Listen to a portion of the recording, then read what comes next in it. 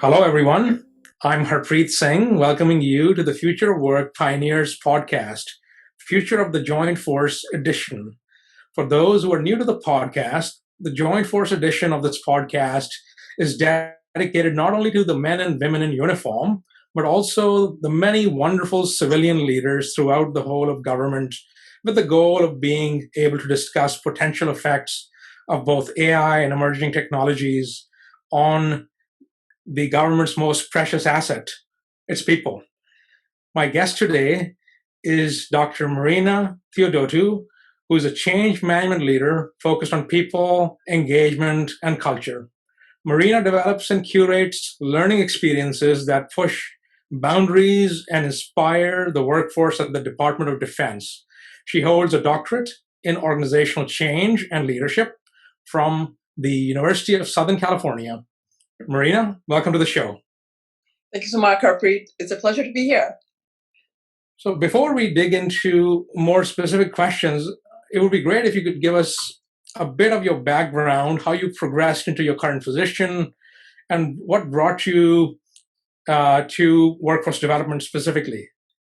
Absolutely. So my background is broad and varied. So I started in banking and financial services a million years ago, and then progressed into management consulting. And then I spent some time in nonprofits, and now I'm in government. So I've seen all different sectors, private industry, nonprofits, and government across three different verticals. So banking and financial services, management consulting, and now learning development / defense in three different geographies. So Americas, the Middle East, and the EU.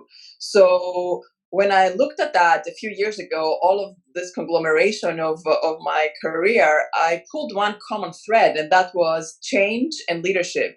And then I came across this doctorate that USC was offering on organizational change and leadership. And I thought, wow, I would love to dig deeper into that and do a doctorate on this. And so I brought in all my empirical experience from change and leading different teams across all these different settings that I described. And it was incredible because that program gave me the opportunity to study one particular organization and do my research on that organization. So it so happened that I selected the Defense Acquisition University because in the summer of 2016, it was one of the three winners in the Chief Learning Officer magazine.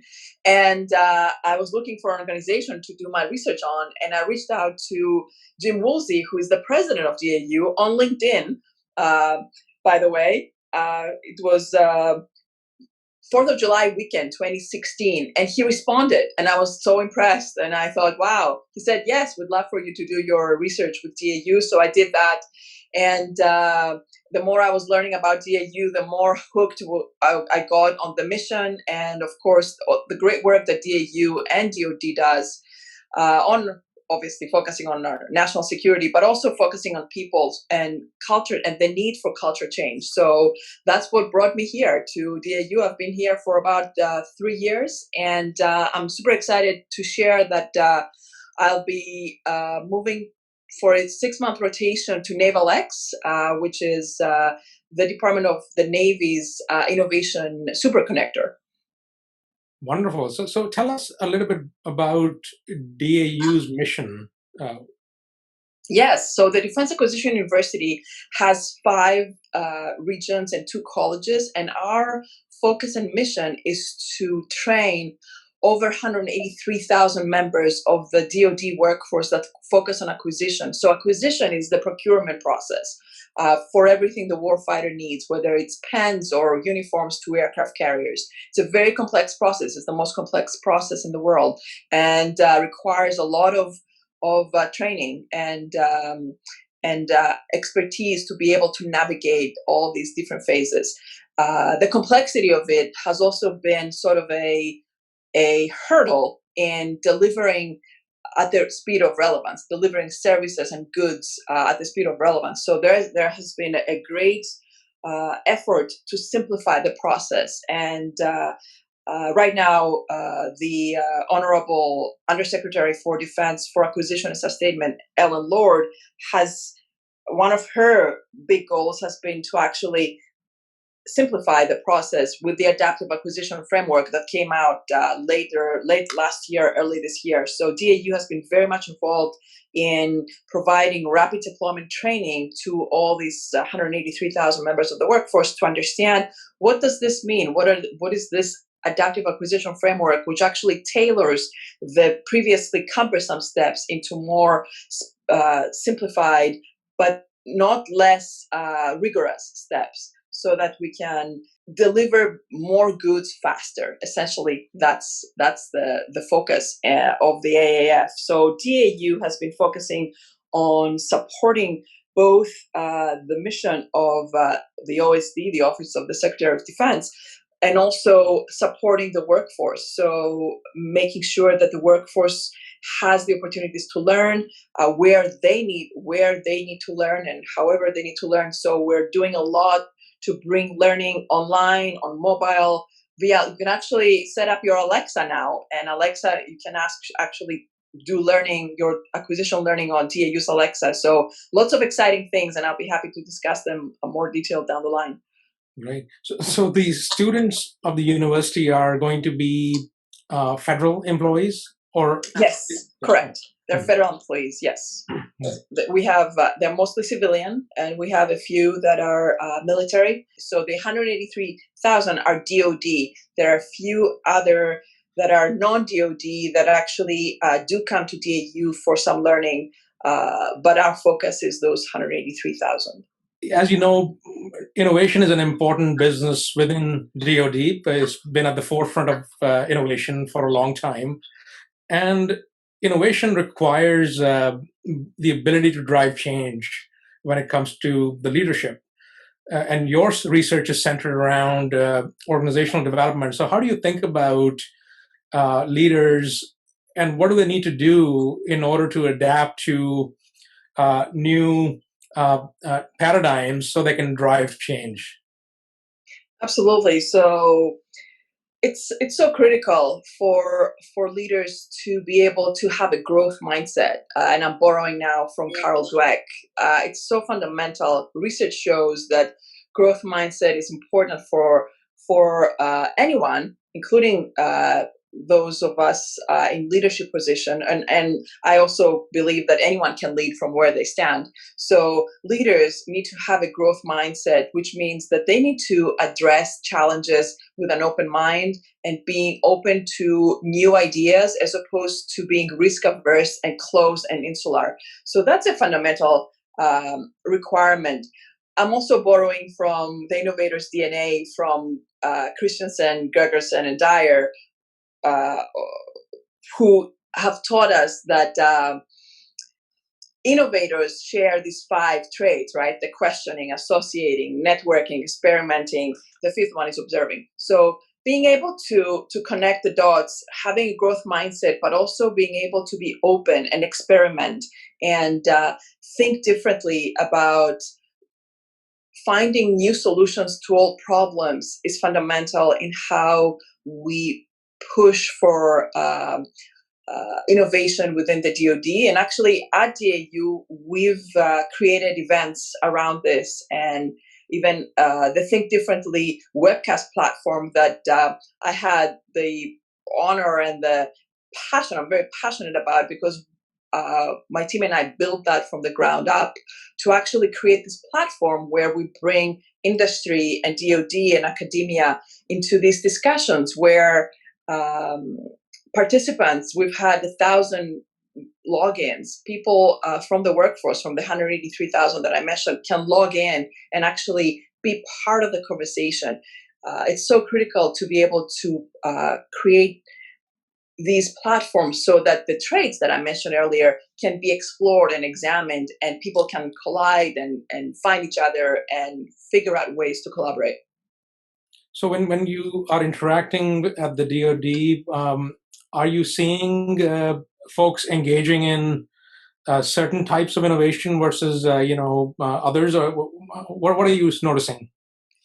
Well, as I mentioned a few days ago, we had TEDxDAU. It was our second event at DAU, and our topic was the art of the possible.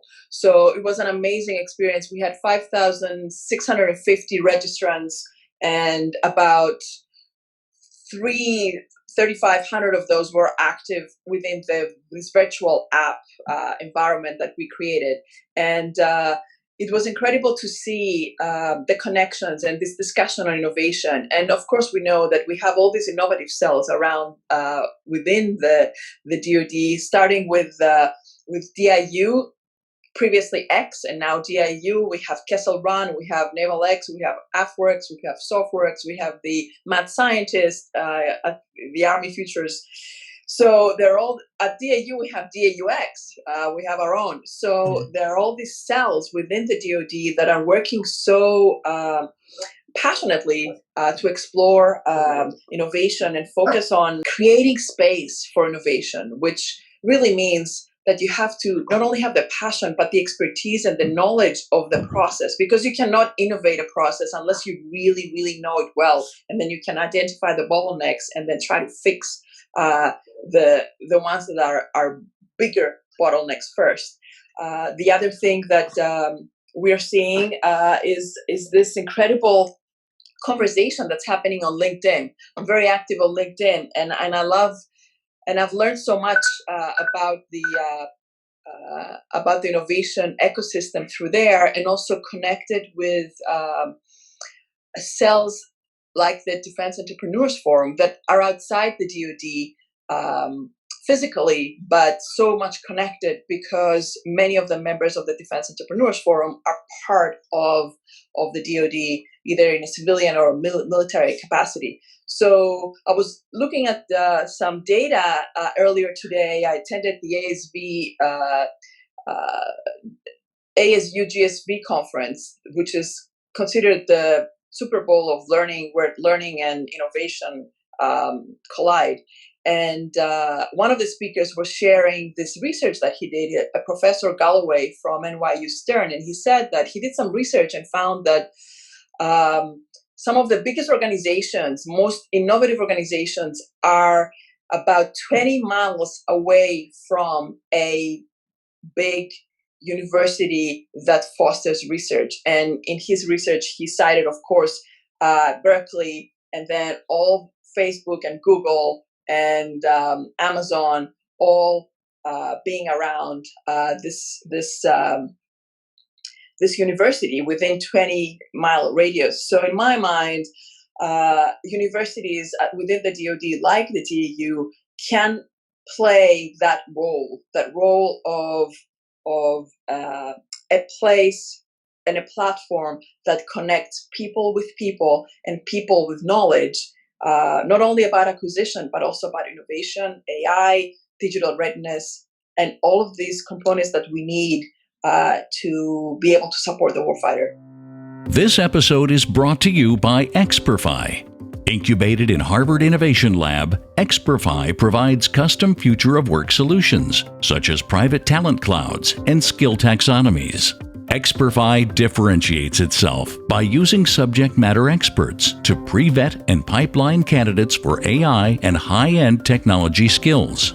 However, Experfy Talent Cloud Platform is skill agnostic and can be licensed to build custom talent clouds for any and all skills. In a different use case, enterprises interested in employee intermobility can license the Experfy platform to create an internal gigs marketplace where interested employees can be algorithmically matched to projects, gamifying their learning experience. Visit www.experfy.com for more information. So in the industry, we're saying that COVID has had a profound impact in accelerating digital transformation. Are you seeing some of that happening within the DoD because of COVID? Absolutely. And I can speak, yes, you're absolutely right. We've seen it, we've lived it. COVID is the accelerant. I was actually looking at some other data earlier, and somebody was citing the fact that learning actually jumped, leapfrogged 10 years of learning into 2 weeks, like the way the learning industry was progressing. With COVID, we leapfrogged within 2 weeks, we essentially went all online. And we can see that specifically at DAU, where we transformed 80% of our classes were live in person. And within 2-3 weeks, we were able to transform almost 80% of those into virtual ILT, instructor-led training. And now we are at 100% of all of our training happening online. So meaning transforming the classroom, live classroom into a virtual setting. Of course, we did have the asynchronous training previously, and that's in addition to all of our learning. So live online is true. It's happening everywhere. Somebody, actually the CIO of the Arizona State University was actually citing some numbers this morning: 1.3 million Zoom meetings, 26 billion meetings on Zoom to provide learning. That's like 3,000 years of Zoom learning that they tabulated this year because of COVID. So what we are also seeing is teams within the acquisition, within DCMA, that have taken this opportunity with COVID to actually accelerate and come up with new ideas. So there was a particular team that was led by Ryan Connell that took this market research. So they realized, wow, we can actually create this one sheet so every acquisition contracting officer needs to do market research before they can procure goods. So when it came to PPE and hand sanitizers and everything related to COVID, they realized that they could save hundreds of hours of market research across all of these contracting officers across the DoD, like 800 locations, by providing them that one pager of market research. So that's a great example of innovation within the acquisition because of COVID. So COVID is the accelerant, and then creativity and technology are the enablers. What kind of changes or innovation are you seeing specifically in the people management space? Yeah, that's a great question, and that's where my passion is. So during my doctoral research, studied a model that focuses on knowledge, motivation, and organizational infrastructure. It's a model that's called KMO. And so the model says that, and it's an empirical model, so it's been applied and tried and tested. So it says that when change comes, when it comes to people, we have to give them three things. We have to give them the skills to get them from A to B. B meaning the new state. We have to give them the organizational infrastructure. So in this case, Zoom and WebEx and all of the technology they need to be able to perform. But the most important thing is motivation, which is the hardest one too. And it's even harder now to motivate people online, virtually. In fact, the Price Waterhouse Chief HR Officers report that just came out this week cites that chief HR officers around the country their biggest concern is creating a culture of trust in a virtual environment. That's one of their biggest concerns about their people. Another concern is the anxiety that the employees are feeling because of this uncertainty that we're going through, and the difficulty of all these different tools that we have been thrusted upon us, and being able to toggle between the different technologies. So it's really critical to be able to distill for those of us that are working with the workforce and focusing on making their experience as meaningful as possible, so that we can take care of some of these concerns and help them focus on learning.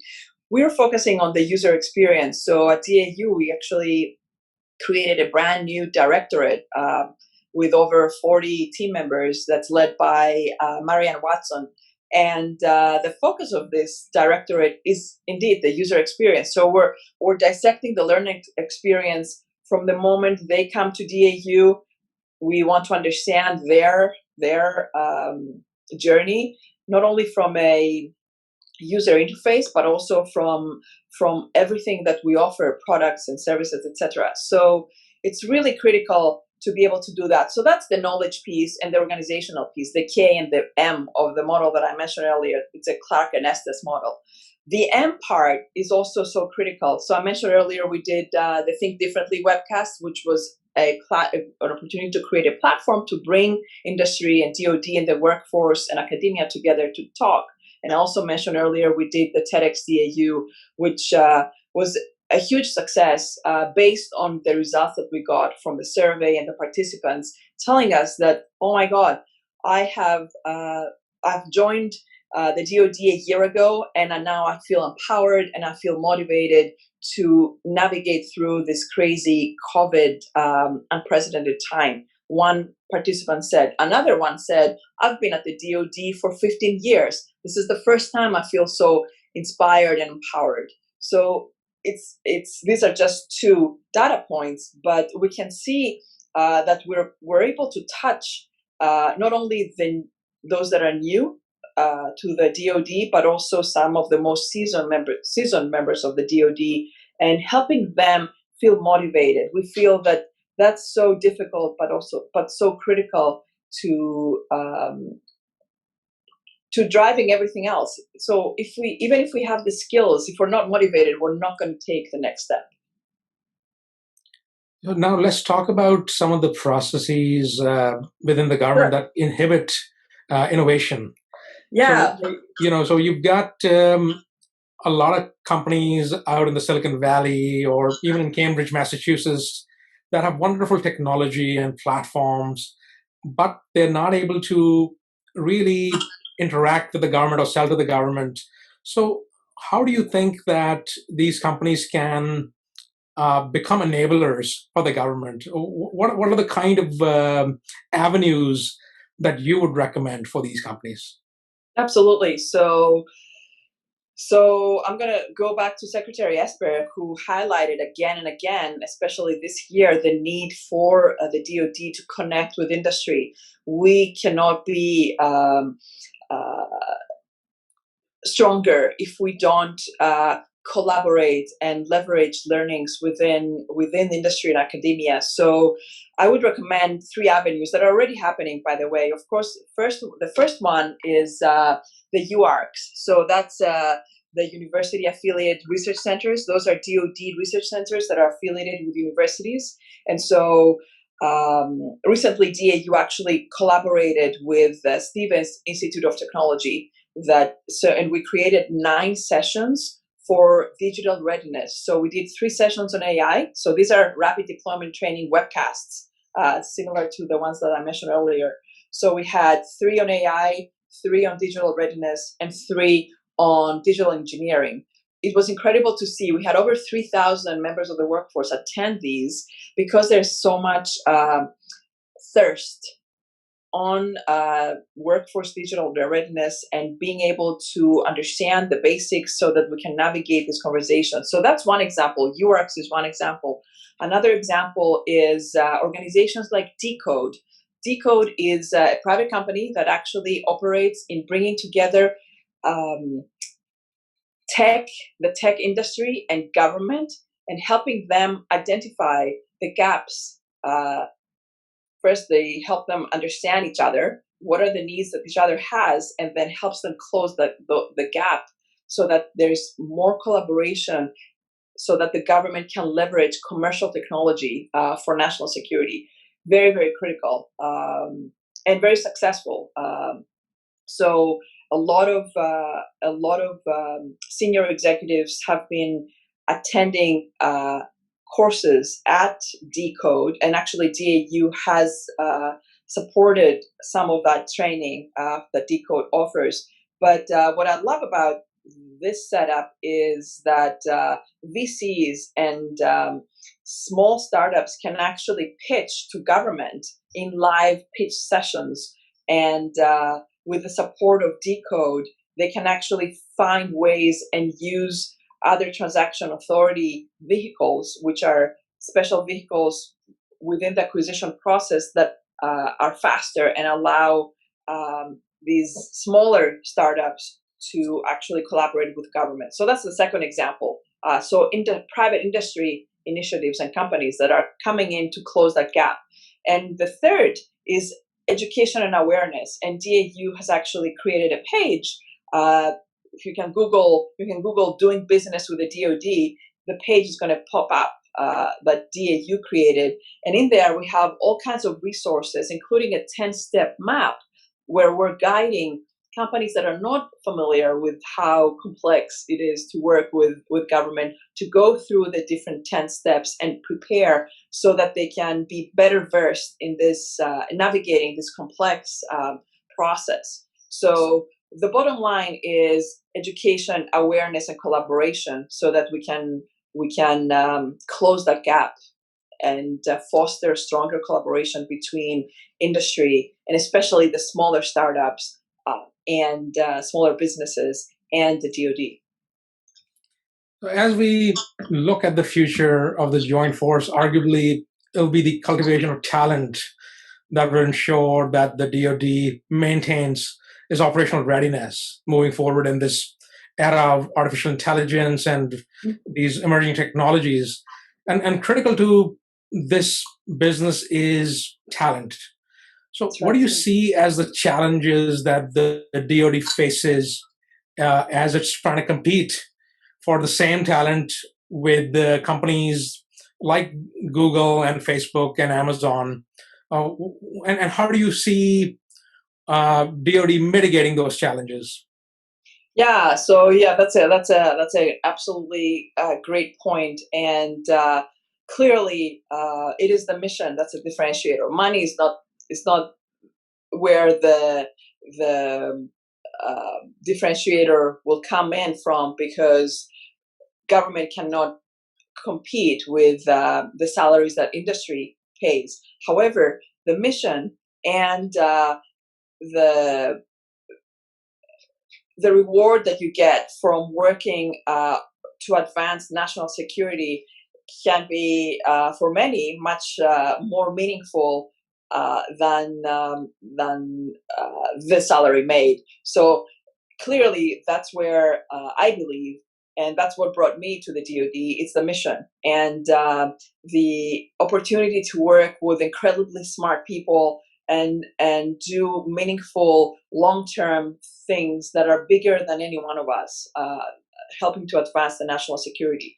Now, from a practical perspective, the DoD does have some challenges with regards to agility in hiring and retaining people, talent within the services. There is a process, the billet process, which essentially it's slots for particular types of expertise, and that process is not very agile. So organizations like the Defense Innovation Board have made specific recommendations to the DoD to consider and implement some of these adaptations to the hiring and retention system at the DoD, especially in areas like AI and emerging technologies, because that's the only way, as you put it, Harpreet, that the DoD can outsmart and out-innovate our adversaries. Right, Marina, it's been a real pleasure. Thank you for sharing all your insights. Thank you so much. It's been a pleasure to be with you. I appreciate it.